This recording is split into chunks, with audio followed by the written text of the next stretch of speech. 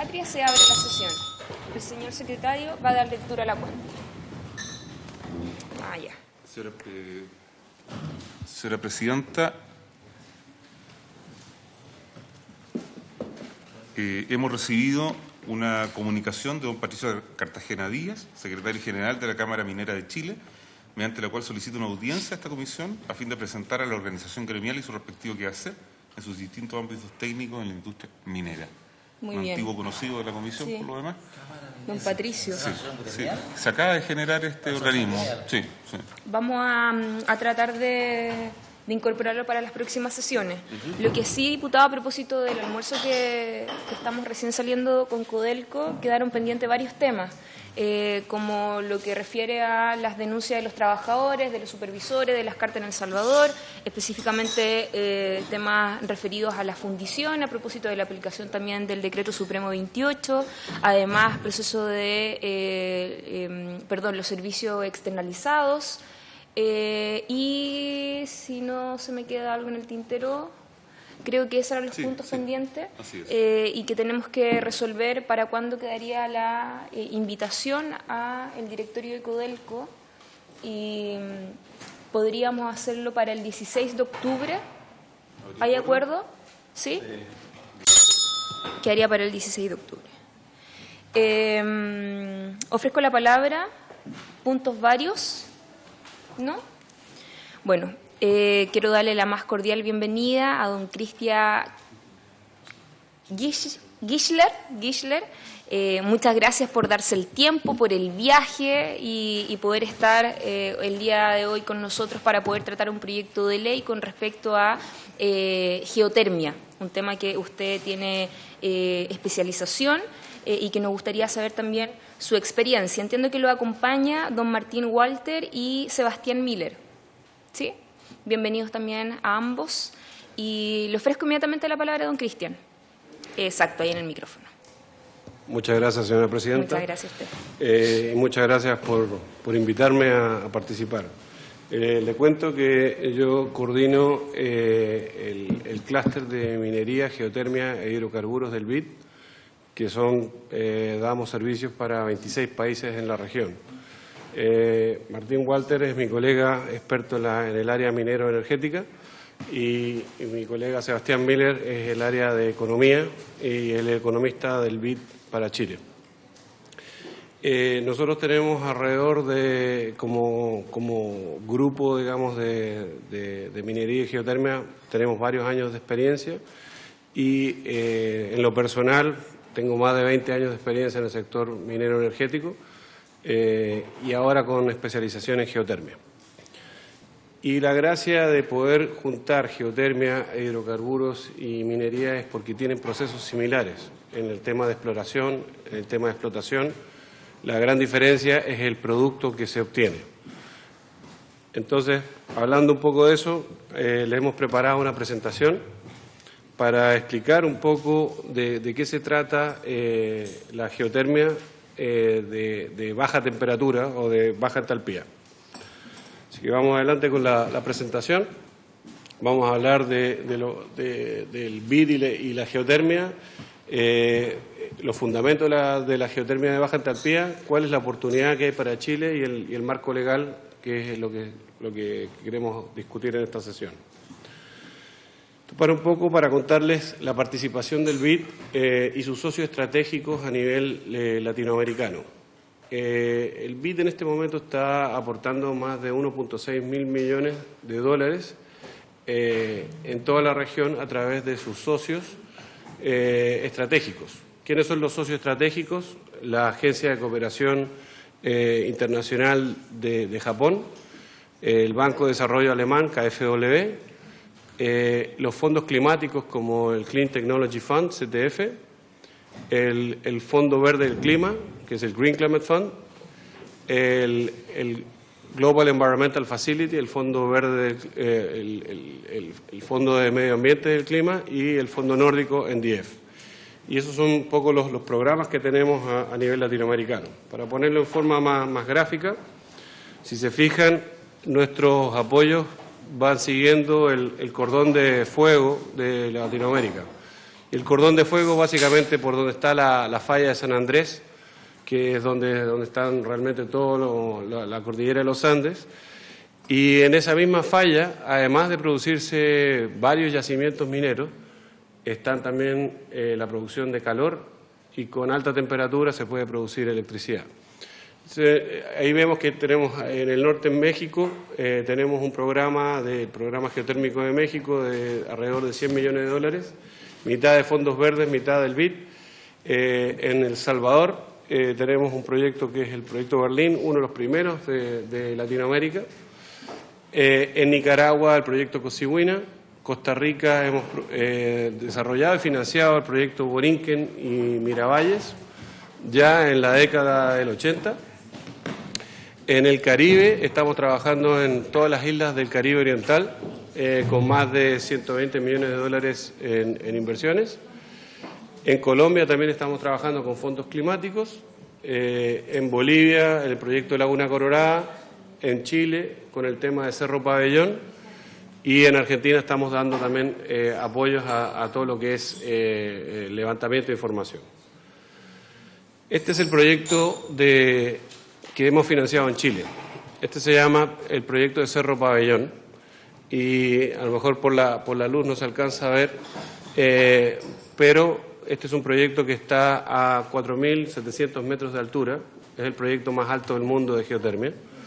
Fue financiado por el BID y los fondos climáticos y a la par con este proyecto también se financió la Mesa de Geotermia de Chile con el apoyo del Banco Mundial y se estableció la primera ley de concesiones geotérmicas, que es la 19.657. Este año también se hizo el evento más grande a nivel latinoamericano de geotermia, que es el evento de GEOLAC, que se hizo acá en Santiago. Y ahora estamos dando el tema de apoyo técnico en calefacción distrital y usos directos. Lo que hay instalado hoy son 48 megawatts de potencia y se quiere expandir a otros 33 megawatts adicionales. De Calama hacia el interior, hacia la cordillera arriba, muy pegado a Bolivia. En la comuna de Guayagüe, sí. A ver, cerca de Ollagüe, lo que pasa es que está a una distancia de unos 50 kilómetros de Ollagüe, digamos, ¿no? Está entre tres volcanes, o sea, no hay ninguna localidad al lado, digamos. Claro, exactamente. Y entre medio de esos tres volcanes ahí está la planta. Entonces lo que les quería hablar, es conocido el tema geotérmico para electricidad, pero para usos de calor no es tan conocido. Y si se fijan en la lámina, lo que les traemos acá es un menú de opciones y alternativas para el uso de calor. Lo más interesante es que si ven la barra, digamos, a la izquierda, es básicamente la temperatura del yacimiento. Todo lo que está sobre 150 grados Celsius, estamos hablando de un potencial de uso eléctrico. Y todo lo que está abajo de esos 150 grados Celsius, estamos hablando la posibilidad de usos no eléctricos. Y dentro de los usos no eléctricos está deshidratación de alimentos, enfriamiento de espacios, o sea, utilizarlo como un ente de climatización. Invernaderos, climatización de espacios, pisciculturas, derretimiento de nieve. Eso como, en forma esquemática se mostraría un poco así, que uno puede sacar la temperatura del agua y va dándolo a distintos servicios conforme va bajando la temperatura hasta que se devuelve al mismo pozo y se vuelve a calentar el agua y se genera un ciclo, ¿no? Entonces el calor no se pierde, sino que se va distribuyendo en los distintos espacios.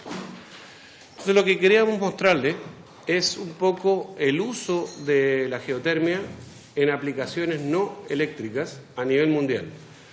Y esto es interesante para que lo vean con el fin de que esto se puede replicar fácilmente en Chile.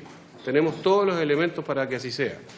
La foto que está a la izquierda es el balneario de Blue Lagoon en Reykjavik, Islandia. Y esa piscina surgió de forma natural.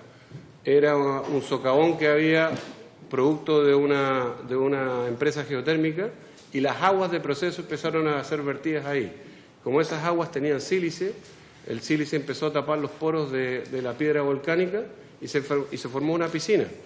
Y ese es el color, no se alcanza bien en la foto, pero es un color turquesa, digamos, que atrae a millones de turistas de todo el mundo.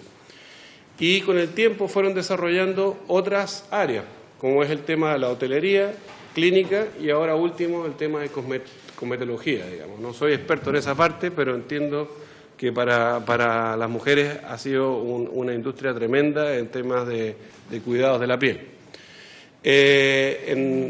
En términos de empleados, estamos hablando de 600 empleados solamente para este complejo turístico, y ellos reciben alrededor de 1.3 millones de visitantes al año. Pasó a ser la industria más importante de Islandia, el turismo, y fomentado por esto. En términos de lo que pasa en Japón, en la foto de más abajo están todos los baños tradicionales, los onsen, que son baños que utilizan esta temperatura, pero son abiertos a la intemperie, y los pueden utilizar invierno y verano. Y después están todas las piscinas climatizadas en Tokio y en otros lugares donde se ve, digamos, el uso de esta tecnología. O sea, nada de esto utiliza combustibles fósiles para el calentamiento. En Francia está el tema de calefacción distrital. Y lo que hacen aquí es calentar distritos enteros, barrios enteros, con esta temperatura. Antes lo solían hacer con gas natural. Y entonces pasaba que, claro, se calentaba el barrio, pero había emisiones de CO2 y de efecto invernadero asociadas. Entonces ellos dijeron, bueno, si se puede cambiar esto a que sea totalmente geotérmico, entonces por ahí podemos revertir esta ecuación. Y en España están lo que se llaman las bombas de calor. Entonces hay barrios más chicos que utilizan el tema de bombas de calor, que es básicamente una recirculación de agua, utilizando el calor de subsuelo. El calor de subsuelo calienta esa agua y ese calor se vierte, digamos, en los hogares o el recinto que se quiera calentar. Esto también es muy interesante para lo que podría pasar en Chile. Este es el caso de Kenia. Como saben, un país, digamos, tercermundista de África, pero lo que resulta interesante es que 1 de cada 3 flores que produce Kenia, de que se vende en el mercado europeo, son de Kenia. ¿Y cómo hicieron ellos? Hicieron climatización de grandes áreas de Kenia, y todo fue climatizado por la planta geotérmica de Olkaria. Esta planta geotérmica producía el calor y además producía un poquito de CO2. Ese CO2 que producía era tomado por las plantas y ahora hacen el proceso de fotosíntesis, etcétera, y resulta que tienen el calor, la humedad y el CO2 necesario, y ahora son líderes mundiales en producción de flores. Entonces imagínense que si esto podría ocurrir en Chile y en toda la zona sur, donde no hay producción agrícola importante en el invierno, si esto se climatizara con esta tecnología. O sea, sería, y en el norte también, digamos, en el norte también. Sí, sur de Arica para abajo. Claro. Exactamente. En el caso de Turquía, y esto también es atingente a todo el país, ellos producen tomates y distintas hortalizas con menos 10 grados bajo cero afuera. Y están produciendo hortalizas todo el año. Y además son productores y exportadores de este tipo de comercio. En Canadá es al revés el tema, digamos. En la parte norte de Canadá hay exceso de frío y por lo tanto ellos necesitan calentar todo lo que es la producción de peces para que puedan tener peces de otras variedades y comer peces que naturalmente habitarían en zonas más calientes, digamos. Y así se han hecho productores de peces, digamos, que originalmente estarían creciendo a otras latitudes. En México se produjo algo bastante interesante. Teníamos un proyecto donde el proyecto dejó de los pozos, digamos, dejó de ser tan productivo como era antes, pero el hecho de que dejar de ser productivo, seguía produciendo calor. Las comunidades aledañas tomaron ese pozo, la empresa se los dio, y empezaron a hacer deshidratación de frutas y verduras. Deshidrataban las frutas, después la empaquetaban y después la vendían. Entonces se generó una segunda entrada de divisa, digamos, para esa entidad. En el caso de Islandia, el frío es más extremo y ahí se ve en la foto de la derecha que tienen, digamos, un serpentín que pasa por abajo del pavimento de la calle. Lo que hacen con eso es que le quitan el hielo y no tienen que echar ni sal ni nada a las rutas, digamos, y queda como la foto de la derecha, totalmente libre de hielo, incluso en momentos de menos 20 grados bajo cero. Son para contarle un poco las cosas que se pueden hacer con calor renovable que podría venir de la geotermia.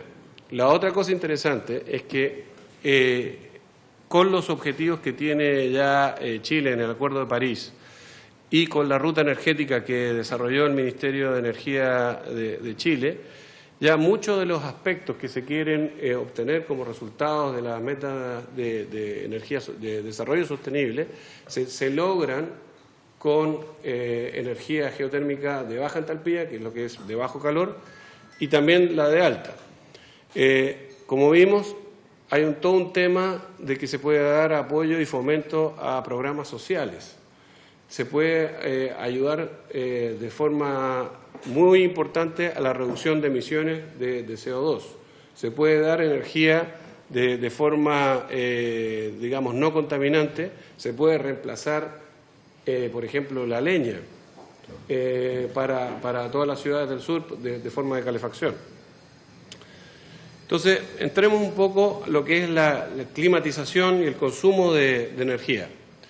A nivel mundial, el uso de calor y frío está del orden del 51%. De toda la energía que se produce, 51% va a climatización, calor o frío. Y de ese 51%, 9.8% viene de fuentes renovables. El resto es generalmente de origen fósil. Chile no es la excepción y más o menos va en este mismo ámbito.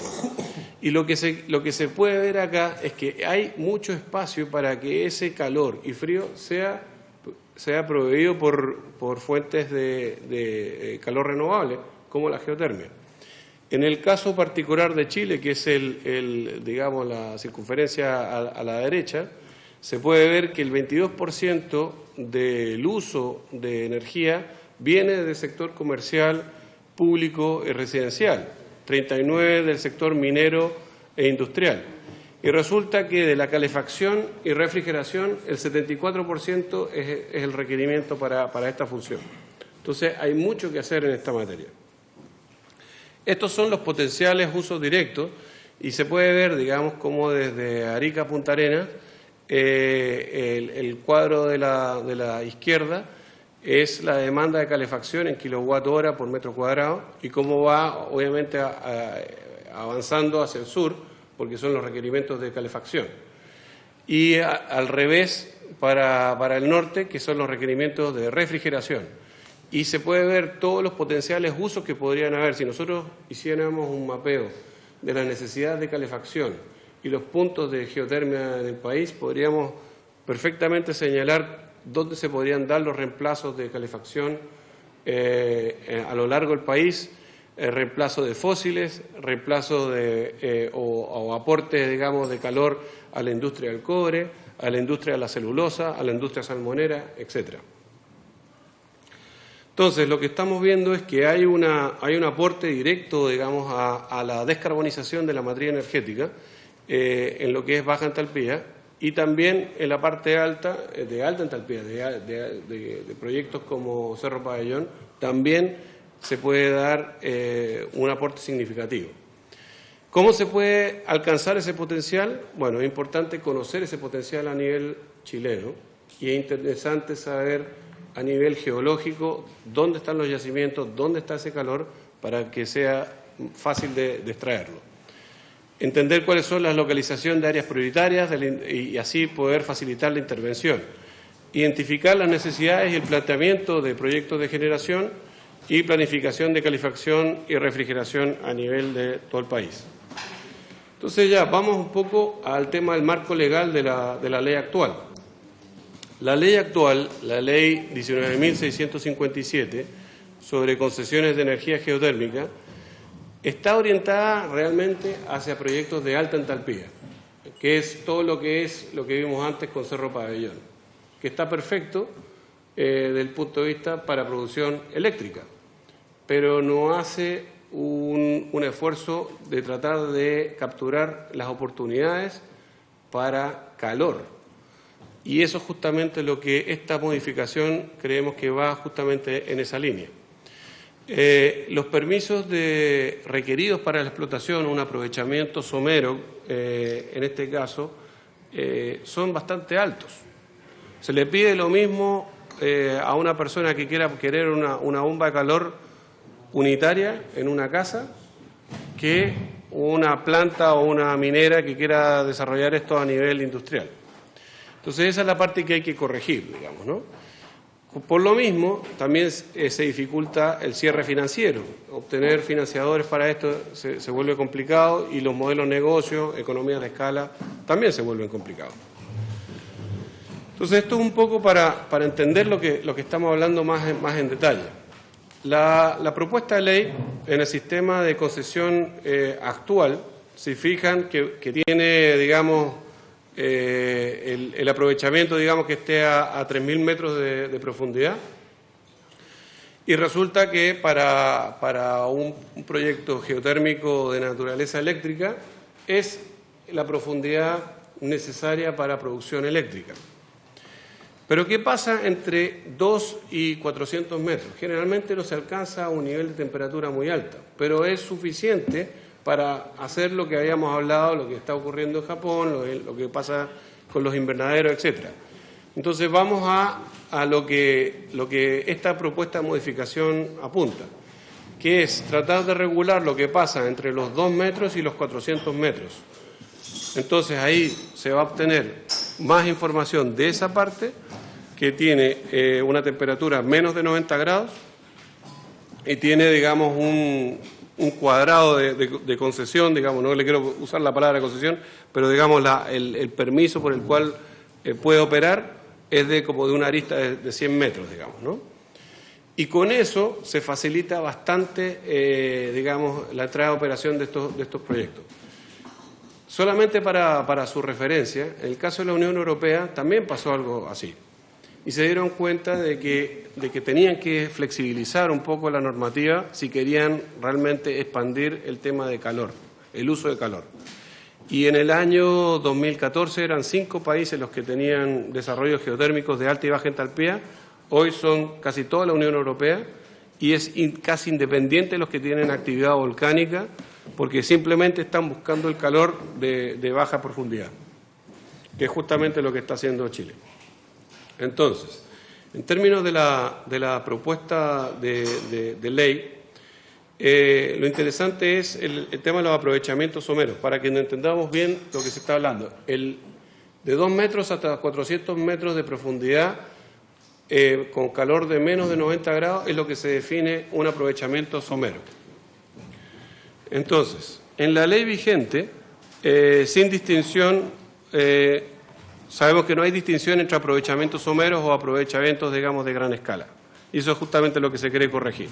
En la propuesta de ley hay una diferenciación que va entre los 0 y 400 metros de profundidad y temperatura de igual o menor a 90 grados Celsius. Con el tema de los registros, en este momento no existe un registro claro de este tipo de aprovechamiento. Y en la nueva propuesta hay un nuevo registro. Y es muy importante que Chile tome nota y haga este registro, porque la única forma de que el país pueda mostrar que tiene avances en descarbonización de pequeños emprendimientos es que haya un registro.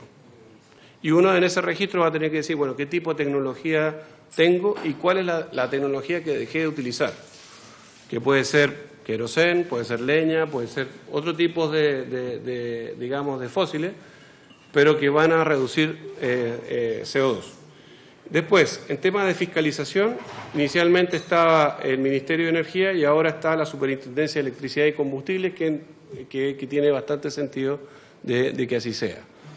Y en términos de seguridad, no había una regulación específica en el tema de la ley anterior, y en la modificación hay un reglamento específico. Y también quería decirle, digamos, un par de sugerencias, y con esto ya termino, que es, viendo lo que pasó en Europa para la expansión, digamos, de calefacción distrital y el uso de calor, es interesante que haya una acreditación diferenciada para el tipo de instalador, porque no se le puede pedir lo mismo a un instalador que está haciendo esto para una compañía minera o un proyecto grande industrial que para una casa. Entonces, ese tipo de acreditaciones sería importante que se hagan. Otro punto importante es que han habido emprendimientos de actividades someras en el pasado. Y es importante que dar un tiempo suficiente para que se puedan ser contabilizadas en la nueva ley, para que tengamos una buena claridad de todo eso. Claro. Lo otro importante es, si queremos que esto funcione, es importante que haya una sola entidad que pueda dar los permisos, el seguimiento, que pueda hablar sobre buenas prácticas de cómo se hace, digamos, este tipo de aprovechamiento, y que no esté tan desperdigada, digamos, a lo largo de las entidades del país, porque si no le va a dificultar digamos, a los emprendedores que quieran hacer esto. Y una cosa que hizo la Unión Europea que puede ser bastante interesante es que una de las principales barreras del uso de esta tecnología, como ven, puede ser bastante útil para el país, es la falta de comunicación, la brecha comunicacional. Entonces es importante de que si queremos que esto despegue, los arquitectos lo tienen que conocer, los constructores civiles lo tienen que conocer, empresas de ingeniería lo tienen que conocer, empresas de diseño e ingeniería también, y por supuesto los consumidores finales. Y con esto les doy muchas gracias por la invitación y quedo atento a cualquiera de sus preguntas. Muchas gracias, don Cristian. No sé si es que van a agregar algo más. Ofrezco la palabra a los diputados. Diputado Sergio Gabriel. Si tuviéramos que llevar, primero, perdón, antes que todo agradecerles el tiempo que se han dado para poder asistir a esta comisión y explicarnos un poco más en detalle la experiencia comparada. Yo quisiera preguntarles ¿cuánto es el costo de un sistema de baja entalpía pensando en una casa de clase media de 110, 120 metros cuadrados o 100 metros cuadrados, que yo creo que puede ser las personas que podrían acceder a este tipo de tecnología? ¿Cuánto es el costo de ello? Completo, digamos, modelo completo.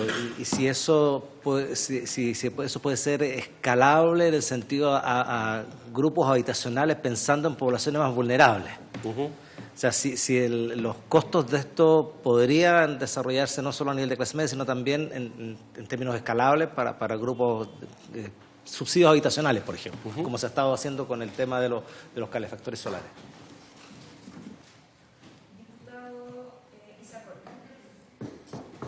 Gracias, presidenta. Bueno, me sumo a los agradecimientos por la presentación. Yo creo que es bien importante conocer cómo está operando finalmente una técnica en servicios eléctricos, energéticos en particular, para poder avanzar también lo que mucho decimos pero poco hacemos, que es finalmente el tema de limpieza y de trabajo sustentable a nivel medioambiental. Preguntarle si dentro de los planteamientos y los ejemplos que usted puso, de hecho tan variados desde como España o Francia hasta Kenia, saber si acá hay alguna relación, o en el caso de Chile sería necesaria una relación con el concepto de almacenaje de energía, que muchas veces somos capaces de producir, de generar una energía importante a nivel de geotérmico, pero muy alejados de los centros de demanda de esta energía. Por lo tanto, también, y se produce la diferencia entre la generación energética en el día, en el caso de las ondas solares por calor, pero de la noche se produce lo contrario. Y también si es que hay algún tipo de sistema de transmisión energético. Recordemos, Presidenta, que aquí en Chile tenemos finalmente 3 grandes fases. Está la fase de generación, de transmisión y distribución.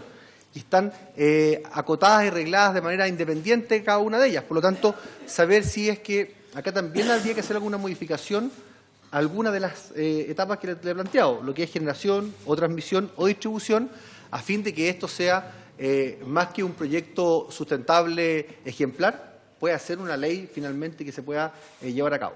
Eso, Presidente, gracias.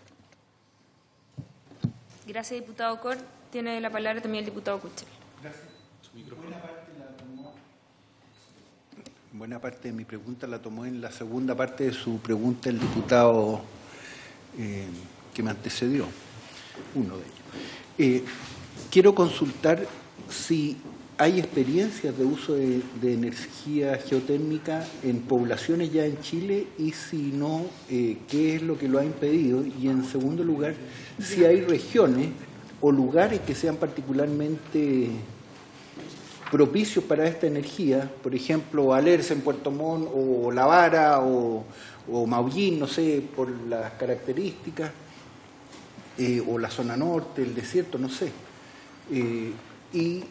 Particularmente si hay proyectos pilotos que ya están funcionando. Y un poquito de las escalas también, porque una casa, yo creo que es muy poco para hacer un esfuerzo. Quizás debe haber un tamaño como óptimo mínimo, no sé, 40 casas, 100, no sé si hay una escala propicia, una tecnología, porque en el caso de la desalinización del agua, cada vez las tecnologías son más accesibles y permiten desalinizar volúmenes menores de agua.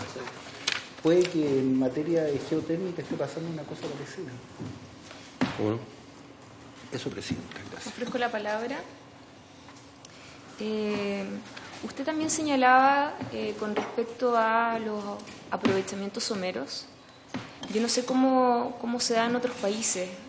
Efectivamente, nosotros acá en Chile no tenemos regulado eso. Y me preocupa porque la exposición que usted nos daba era más bien proyectos nacionales de Estado, ¿no es cierto? Pero acá también va dirigido a otros proyectos para particulares. Entonces, ¿cómo se resguarda el recurso y que obviamente sea un proceso sostenible? Y por otro lado, también en el artículo 34, no sé si usted vio en el detalle el proyecto de ley, nosotros se lo habíamos enviado, él lo tenía, ¿cierto? Don Cristian, ¿usted lo revisó? Sí. Se establece en el reglamento lo que va a ser el manejo, ¿no es cierto?, del aprovechamiento de esta agua somera, por así decirlo. Y a nosotros eso nos preocupa porque usted sabe que lo que queda en el reglamento muchas veces no es parte de lo que nosotros podemos dar en el debate, en la discusión, en el proceso legislativo, y pueden quedar ahí algunas cosas medias sueltas. Entonces, quizás como que se refiera un poco más o profundizar cómo lo tienen los otros países, cómo se resguarda eso. A mí me preocupa porque usted sabe que en estricto rigor igual hay un impacto, hay que perforar lo que es el territorio, por así decirlo. Y he leído algunos artículos de revistas científicas donde señalan los impactos también en el medio ambiente que este podría generar ante alguna situación de accidentabilidad, por así decirlo, con la emisión de algunas sustancias tóxicas como ácido sulfídrico, amoníaco, habían otros elementos que no recuerdo. Entonces también me gustaría saber sobre esa experiencia. Okay. Don Cristian, le ofrezco la palabra, probablemente van a aparecer otras observaciones, pero que nos haga referencia a la que hicieron los diputados. Muchas gracias, señora presidenta. Voy contestando en el mismo orden que nos fueron preguntando. Tal vez puedo utilizar una lo habíamos lámina apagado. para... Pero lo volvemos a aprender. Sí, sería útil porque creo que hay una lámina que creo que sería bastante ilustrativa. No importa. Mientras que se va ajustando el proyector, les voy comentando. Entonces, hablé un poquito sobre el costo. El costo, digamos, de una aplicación de bomba de calor en una casa individual puede oscilar entre, no sé, los 500 a $1.000 la instalación, dependiendo de la ubicación de la casa, etcétera, etcétera. Pero más o menos da un rango de precio. Y si uno se pregunta, bueno, pero ese es un costo relativamente alto para una casa, digamos, de escasos recursos. Totalmente de acuerdo.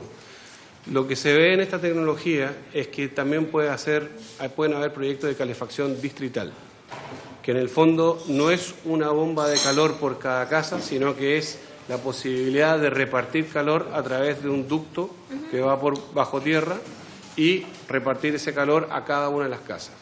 Cuando se hace eso, el resultado es mucho más conveniente en la medida que esté más concentrada la población.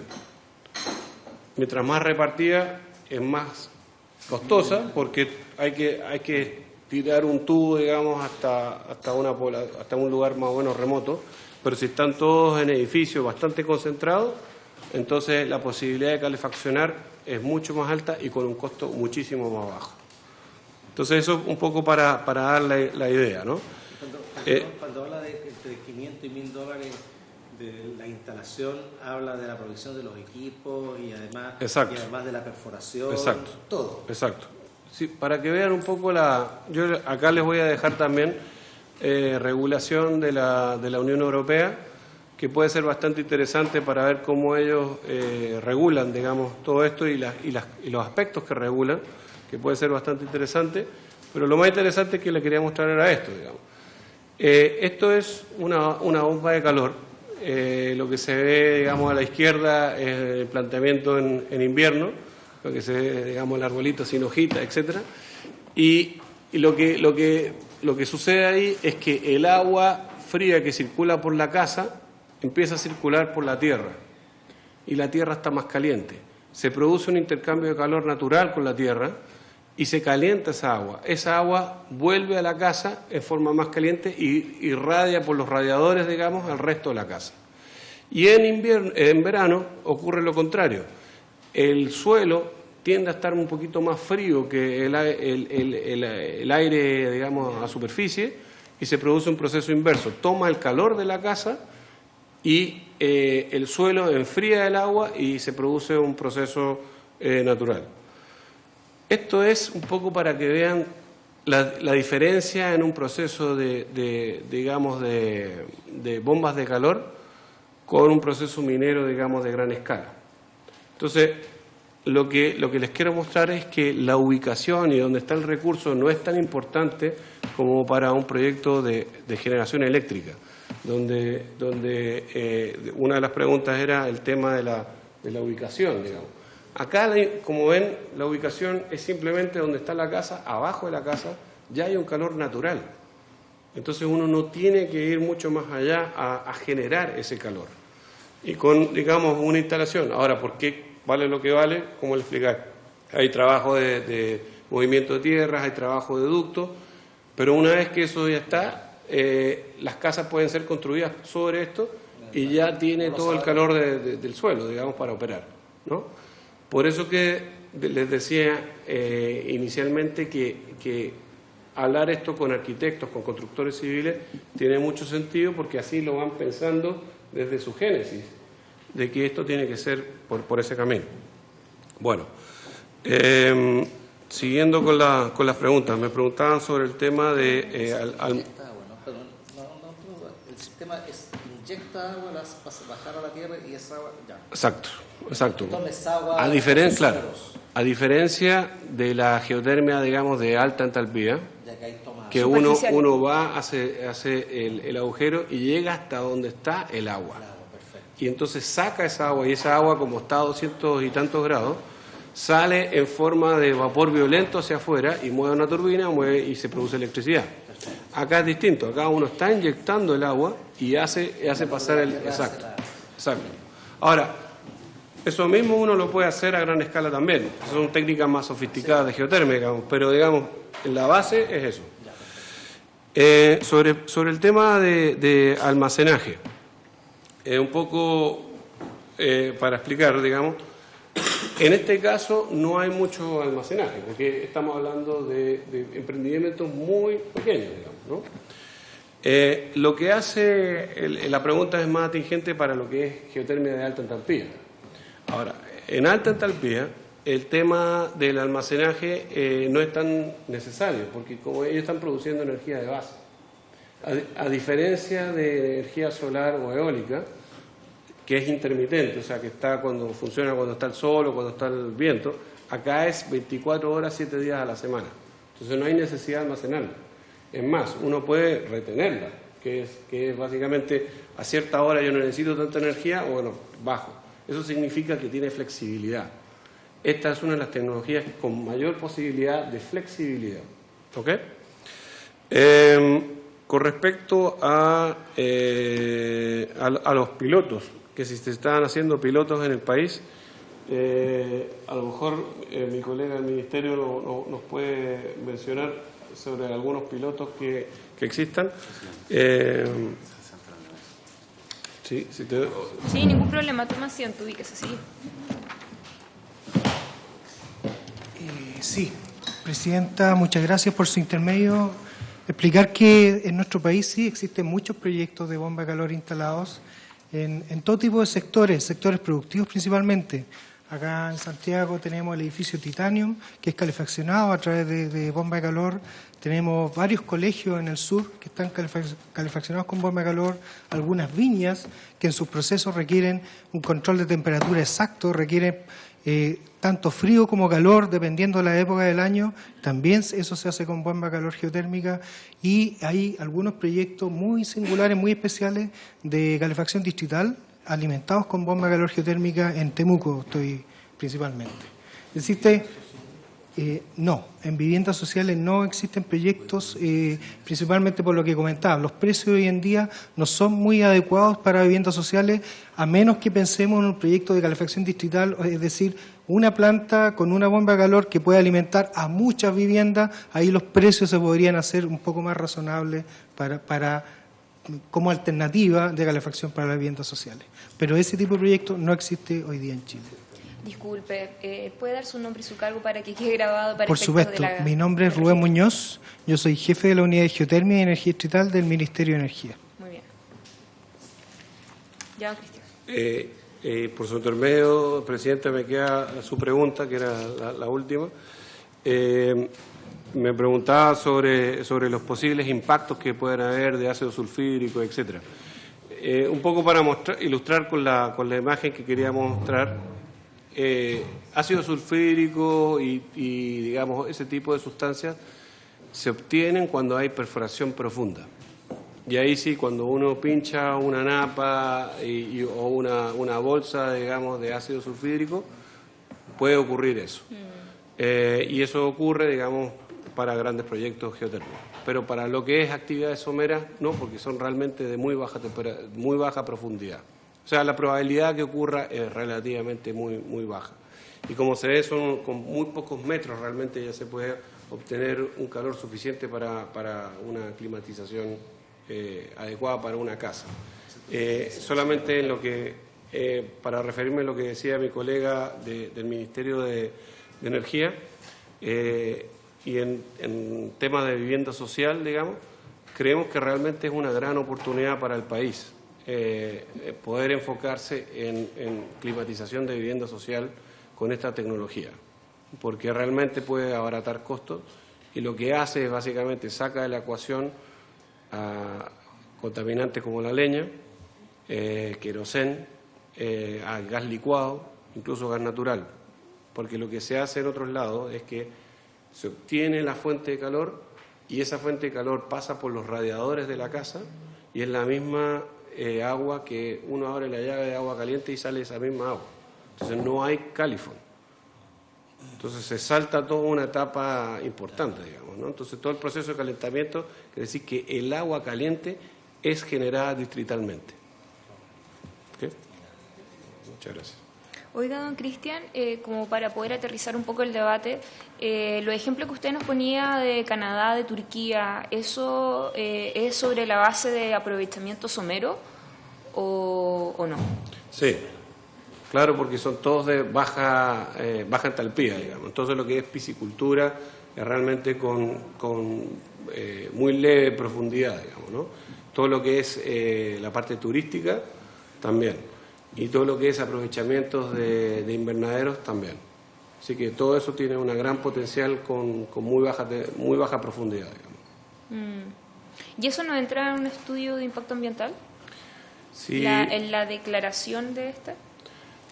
Es un poco lo que está dentro de la propuesta, ¿no? Entiendo que la parte regulatoria ambiental, a lo mejor mi colega lo puede responder, pero no cambia con respecto a lo que se tiene la reglamentación ambiental. Lo que se está diciendo es que el impacto es muy menor para, digamos, generar un impacto que sea necesario para hacer un estudio de impacto ambiental o lo que sea. Ofrezco la palabra a los diputados. Diputado Kuchel. Usted decía que si no había aglomeración era poco rentable. ¿Hay también una distancia óptima o depende? Pensando en la vivienda social. ¿Cómo no? Por su intermedio, Presidenta, para responder, yo creo que no es un tema de distancia óptica, sino que es un tema de concentración de hogares. O sea, en la medida que haya mayor concentración de hogares, el costo unitario se reduce sustancialmente. Ese es el tema.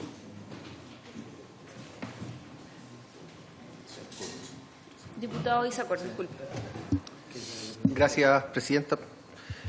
Yo no sé, a ver, yo creo que este tema es bastante interesante y yo concuerdo que si esto finalmente no se lleva a materializar de una escala masiva, finalmente queda muy marginal dentro de la contribución a la sustentabilidad finalmente del día a día.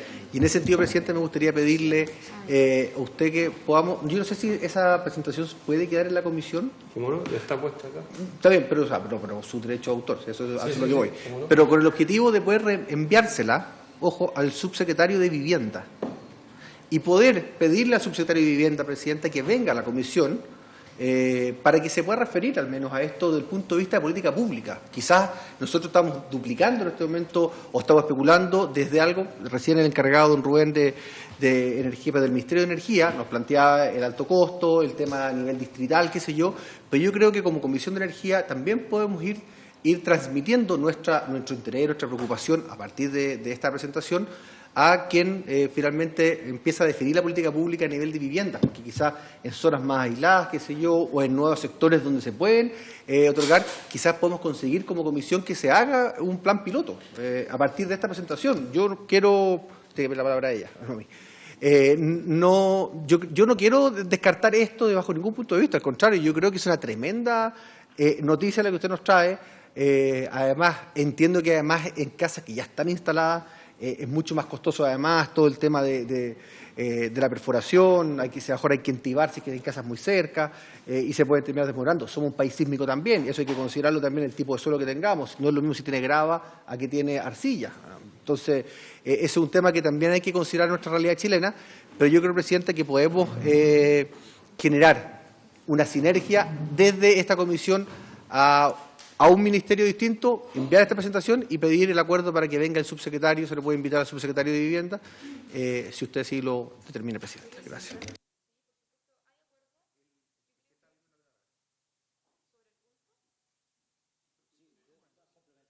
Pensé que era con respecto al acuerdo.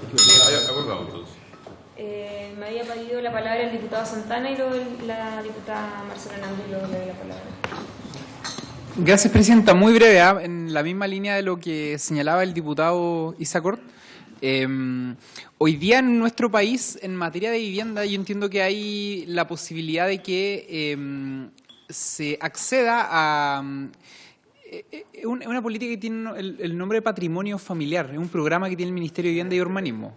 Efectivamente, a través de ese programa hoy día en nuestro país se pueden acceder, por ejemplo, a la posibilidad de que las viviendas tengan paneles solares o el colector, que es el termo también. Entonces, existen mecanismos hoy día en nuestro país para incorporar dentro de la vivienda como concepto, digamos, un instrumento que contribuya a la eficiencia energética, en este caso derechamente como a la administración de la energía en una casa. Y a mí me parece que eso, en la misma línea de lo que decía el diputado, debe ser algo a lo que el Estado le ponga más atención, porque al final del día termina siendo un beneficio directo para las familias, terminamos haciendo uso directo de lo que son nuestras riquezas, y si eso se traduce también en ampliar, digamos, las posibilidades que hay con otras fuentes de energía, por cierto que yo creo que va a ser bienvenido por parte de todos los diputados. Hace algunos meses atrás yo propuse en la región de Atacama, porque allí hay un convenio de programación entre el gobierno regional y el Ministerio de Vivienda y Urbanismo, que permite utilizar esos recursos, por ejemplo, en análisis de factibilidad de vivienda. Incluso ahora se fue flexibilizando ese programa y permite, entre otras cosas, también la compra de terreno. Y yo le planteaba a el Seremi de Vivienda la posibilidad de que ese programa, de que ese convenio, también contemplara la posibilidad de inyectar una cantidad de recursos, por ejemplo, en la posibilidad de que las familias accedan a este tipo de beneficio energético. Es decir, yo creo que esta voluntad que aquí se ha expresado se puede traducir en políticas regionales, pero también en una política nacional.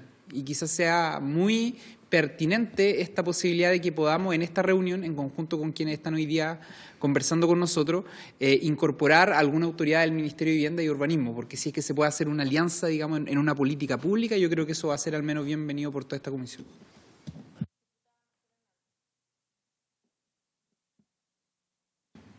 Gracias, Presidenta, por su intermedio. Agradecer todas las presentaciones.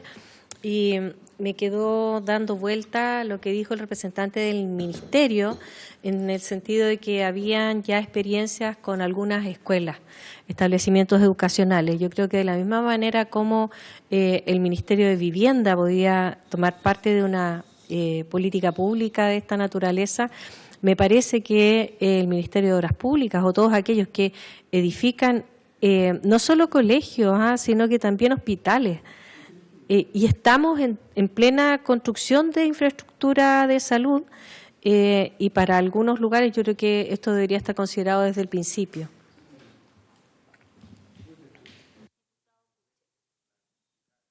Gracias, Presidenta. Sí, yo conozco hospitales y colegios que lo están usando, grandes.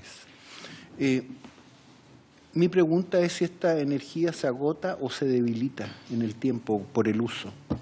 Gracias.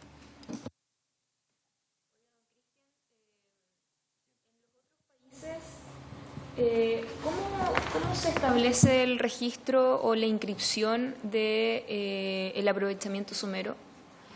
Se lo pregunto porque este registro va a quedar en la Seremía de Energía, en el Ministerio de Energía. Nosotros hoy día tenemos derechos de agua. Se me está ocurriendo de que podría eventualmente generarse un negocio con la inscripción del aprovechamiento somero. ¿Y cómo se controla aquello? ¿Cómo se hace en los otros países? No puedes cambiar los puntos de captación. Procedo a contestar. Bueno, partamos con... Sí, partamos con la última, ¿no?